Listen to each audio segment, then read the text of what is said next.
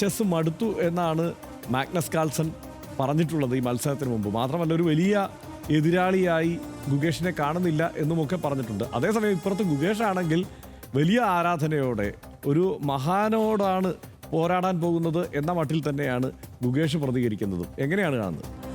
ഹർഷൻ, നമ്മൾ സാധാരണഗതിയിൽ ചെസ് അധികം ശ്രദ്ധിക്കാത്ത ഒരാളാണ് പലപ്പോഴും ഇത് കേൾക്കുന്നതെങ്കിൽ മാഗ്നസ് കാൾസനെ ഒരുപാട് കളിയാക്കാനൊക്കെ തോന്നും. പക്ഷേ നമുക്ക് സമീപകാല ചരിത്രം, ഇപ്പോൾ ഹർഷൻ പറഞ്ഞതുപോലെയുള്ള സമീപകാല ചരിത്രങ്ങളൊക്കെ വിലയിരുത്തുമ്പോൾ കാൾസൺ അത് ഒരു അതിശയോക്തി പറയുകയല്ല. കാരണം ഗുകേഷ് 2013 ചെസ് ലോകത്തേക്ക് ആദ്യം കളിച്ചു തുടങ്ങുന്നത് പോലും, സ്കൂൾ കാലഘട്ടത്തിൽ കളിച്ചു തുടങ്ങുന്നത് പോലും.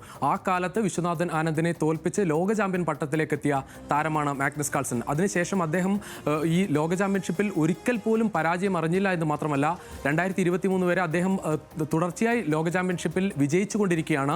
ശക്തനായ ഒരു എതിരാളി തനിക്കില്ല എന്ന് തോന്നിയ ഘട്ടത്തിൽ തന്നെയാണ് അദ്ദേഹം പിന്നീട് ഇതിലൊരു മടുപ്പ് തോന്നുകയാണ്. ക്ലാസിക്കൽ ചെസ്സിൽ തനിക്കിനിയൊന്നും നേടാനില്ല എന്ന് തോന്നുമ്പോഴാണ് താൻ പിന്മാറുകയാണ് എന്ന് പറയുന്നത്. കാരണം മത്സരിച്ച് തോൽക്കുകയോ അല്ലെങ്കിൽ ഏതെങ്കിലും ഒരു തരത്തിലൊരു വെല്ലുവിളി നേരിടുകയോ ആയിരുന്നില്ല കാൾസന് സംഭവിച്ചത്. കാൾസൺ തന്നെ അത് പിന്മാറുകയായിരുന്നു. അതിനുശേഷമാണ് പിന്നീട് ഡിംഗ്ലിറൻ ചാമ്പ്യനാകുന്നത്. അതേ ഡിംഗ്ലിറനെ തോൽപ്പിച്ചുകൊണ്ട് ഇപ്പോൾ ഗുകേഷ് ലോക ചാമ്പ്യനായത്.